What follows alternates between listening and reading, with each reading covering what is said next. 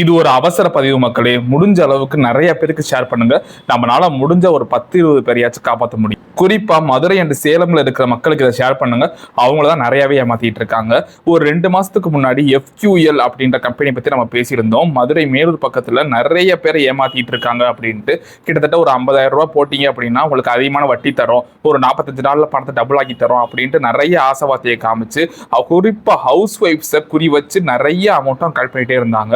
ஒரு 2 மாசமாவே அவங்கள்ட்ட இருந்து எந்த கான்டாக்டும் பெருசா கிடைக்கல. ஸோ நிறைய பேருக்கு வந்து என்ன ஸ்கேமான்னு கேட்டிருந்தாங்க. அதை பத்தி நிறைய பேசியிருந்தோம்.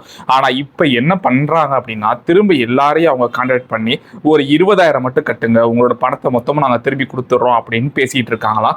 எனக்கு நேற்று நைட்டு தான் அதை பத்தி தெரிய வந்துச்சு.